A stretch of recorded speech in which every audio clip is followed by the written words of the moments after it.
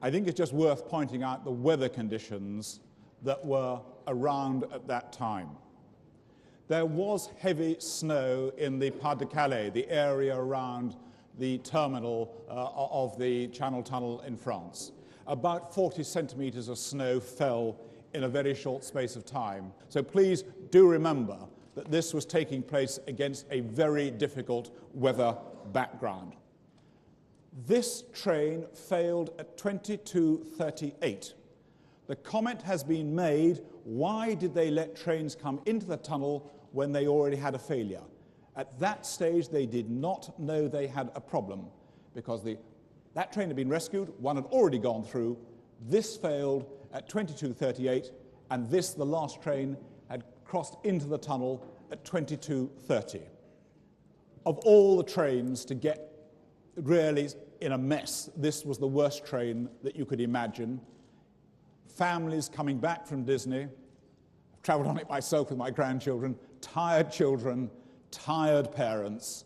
This is the train that then failed. The train lost its air conditioning, lost its ventilation, and lost all its lighting. There was a very rapid rise in temperature. Families were having to literally strip babies down to nappies and so on because the heat built up so a lot. Passengers were starting to get extremely worried and started trying to open the emergency doors on the train to let air in. They moved the people through the two crossover passages onto a shuttle train that had been sent through from Folkestone, from Calais, with crew on it. Our concern is that, yes, there were 3 medical staff, the pompiers, the French fire brigade, walking through the train, providing first aid and checking people were all right. But nobody, as far as we can ascertain, walked through this train, be it the rescue services, be it the authorities, to see how people were, explain to people why they couldn't be taken off the train in Coquelles because it was deep snow, they couldn't get coaches to get them off, and tell them what was happening. So they had 90 minutes of a pretty stressful time. The recommendations, clearly, number 1, do something about the maintenance. Don't let your trains break down. Need to look at the facility. If you've lost your air conditioning, is it possible to open some doors and let some air in? Now, there are big safety arguments about that, because if you've not turned off the tunnel air systems, you could create a safety hazard in that. But it needs to be looked at, because if a train's going to get stuck and it loses its air conditioning, you've got to find a way of getting more air onto it.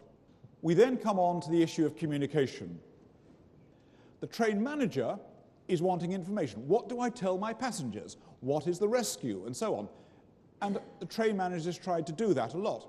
But as one lady recording on one of the trains, she wrote down all the announcements that were made. She said, after a time, I didn't believe them. And we also recommend a lot more training for the train crews, the train manager in stress management and the pressures, but the train crews in helping with evacuation arrangements and so on, the catering crew being there to assist as well. Eurostar has been and is a good operation. They have built up their market to well over 65% of the market, but they were just found wanting in this event.